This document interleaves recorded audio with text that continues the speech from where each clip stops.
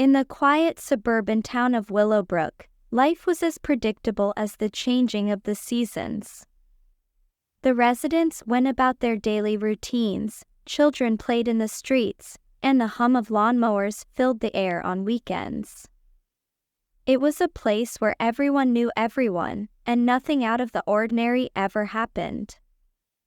That was until a new neighbor moved into the old, Victorian house at the end of Maple Street. The house had stood empty for years, its grand facade slowly succumbing to the ravages of time. But one crisp autumn morning, moving trucks appeared, and rumors quickly spread about the new occupant. Some said it was an elderly recluse, others whispered of a wealthy artist seeking solitude. But no one truly knew the identity of the mysterious neighbor, as they rarely ventured outside and kept to themselves. For 12-year-old Jamie, the arrival of the new neighbor sparked a sense of curiosity and adventure. Jamie had always been fascinated by mysteries and detective stories, and the enigmatic figure at the end of the street was the perfect subject for investigation. With a keen eye for detail and a notebook in hand, Jamie set out to uncover the truth. Jamie's best friend, Oliver, was equally intrigued. The two had been inseparable since kindergarten, sharing a love for exploration and discovery. They spent their afternoons after school devising plans and gathering clues about the mysterious neighbor. Armed with binoculars, a walkie-talkie set, and their boundless imaginations, they transformed the ordinary neighborhood into a world of intrigue and suspense. One Saturday morning, as they rode their bikes past the Victorian house, Jamie noticed something unusual. The curtains in the upstairs window were slightly parted, and a shadowy figure could be seen moving inside. "Look, Oliver," Jamie whispered, pointing towards the window. "Someone's up there. We need to find out who it is." Oliver nodded, his eyes wide with excitement. "Maybe we can get a closer look. Let's sneak around the back and see if we can find anything." They parked their bikes a few houses down and made their way through the overgrown garden to the back of the house. The tall grass and unkempt bushes provided the perfect cover as they approached the rear entrance. Jamie's heart pounded with anticipation as they crept closer, careful not to make a sound. Just as they reached the back door, it swung open, and a tall, slender man with silver hair stepped outside.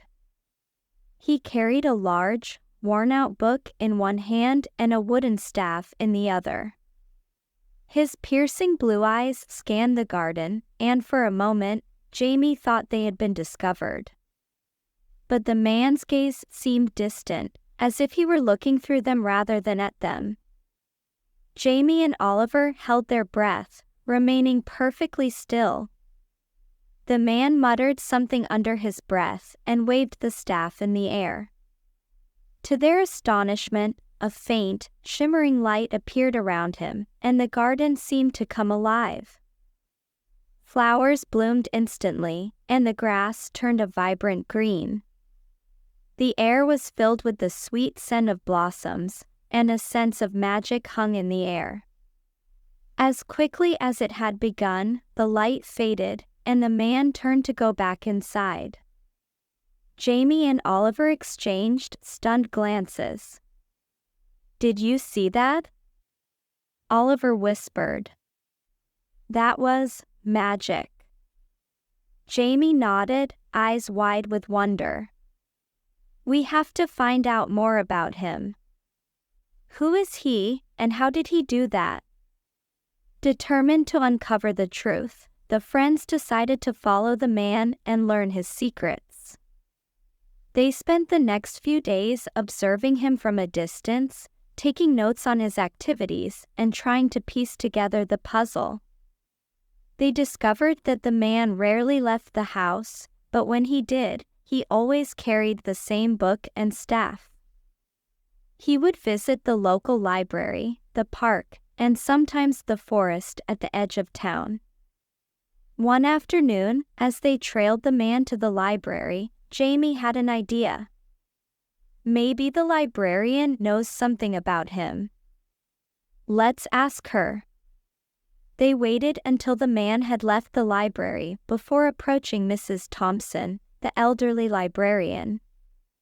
She was known for her vast knowledge of books and her warm, welcoming smile. "Hello, Mrs. Thompson," Jamie began. "We were wondering if you know anything about the new neighbor at the end of Maple Street." Mrs. Thompson's eyes twinkled with curiosity. You mean Mr. Alastair. He's quite an interesting character, isn't he? He often comes here to borrow old, rare books. Always very polite, but very private. Do you know what he reads? Oliver asked. Mrs. Thompson nodded. He seems particularly interested in books about history and mythology. I've seen him with volumes on ancient civilizations, folklore, and even some on magic and alchemy. Quite a diverse taste, I must say. Jamie and Oliver exchanged glances, their suspicions growing. "Thank you, Mrs. Thompson," Jamie said. "You've been very helpful." As they left the library, Oliver turned to Jamie. "History, mythology, magic, this is starting to sound like something out of a storybook. What do you think he's up to?" "I don't know," Jamie replied. "But we need to find out more. Let's check out the forest. Maybe there's something there that will give us a clue." The friends made their way to the forest, following the path they had seen Mr. Alastair take on several occasions. The trees towered above them, their branches forming a canopy that filtered the sunlight into dappled patterns on the ground.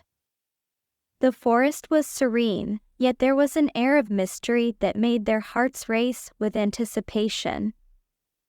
They followed the path deeper into the woods until they came upon a clearing. In the center stood a large, ancient oak tree, its gnarled branches stretching out like the arms of a giant. At the base of the tree was a small, stone altar adorned with candles and strange symbols carved into the bark. Jamie and Oliver approached cautiously, their eyes wide with wonder. "This must be where he performs his magic," Jamie whispered. "Look at all these symbols. They must mean something." Oliver examined the altar closely. "These look like runes. I've seen them in some of the books at the library. They're used in ancient spells and rituals." As they studied the altar, they heard a rustling sound behind them. They turned to see Mr. Alastair emerging from the trees, his staff in hand and a knowing smile on his face. "I see you've found my sanctuary," he said, his voice gentle and kind. "I was wondering when you would work up the courage to introduce yourselves." Jamie and Oliver stood frozen, unsure of what to say. Mr. Alastair chuckled softly. "No need to be afraid. I won't harm you. In fact, I've been expecting you." He gestured for them to sit on the grass, and they did so hesitantly. Mr. Alastair joined them, his eyes twinkling with a mixture of wisdom and amusement. "You must have many questions," he said. "I'll do my best to answer them." Jamie took a deep breath, mustering the courage to speak. "We saw you use magic in your garden. How did you do that? And who are you, really?" Mr. Alastair smiled. Magic is a part of who I am. It's an ancient art, passed down through generations. My full name is Alistair Pendragon, and I come from a long line of sorcerers. Our purpose is to protect and preserve the knowledge and power of magic, using it for good. Oliver's eyes widened. So, you're a wizard? In a manner of speaking, yes, Mr. Alistair replied. But my powers are not limitless, and they come with great responsibility. The magic I used in the garden was to restore balance and beauty to the natural world. It is a small part of what I can do. Jamie leaned forward, intrigued. Why did you move to Willowbrook? Is there something special about this place? Mr. Alistair nodded. Indeed, there is. This forest, and the ancient oak you see here, are part of a powerful ley line, a natural source of magical energy. I came here to protect it from those who would seek to exploit its power for selfish or destructive purposes. The friends listened in awe as Mr. Alistair continued to explain the history and significance of the ley line. He told them about his travels, the challenges he had faced, and the importance of using magic wisely. Jamie and Oliver were captivated by his stories, their imaginations ignited by the possibilities of a world where magic was real. As the sun began to set, casting a warm glow over the clearing, Mr. Alistair stood up. It's time for you to return home, he said. But remember, the world is full of wonders and mysteries, and sometimes, the greatest magic is found in the most ordinary places. Jamie and Oliver thanked Mr. Alistair and promised to keep his secret. They made their way back through the forest, their minds buzzing with excitement and newfound knowledge. They had discovered more than they had ever hoped for, and their adventure had only just begun. In the days that followed, Jamie and Oliver continued to visit Mr. Alistair, learning about the art of magic and the importance of protecting the natural world. They helped him tend to the garden, practiced simple spells, and even accompanied him on excursions to gather rare herbs and ingredients for his potions.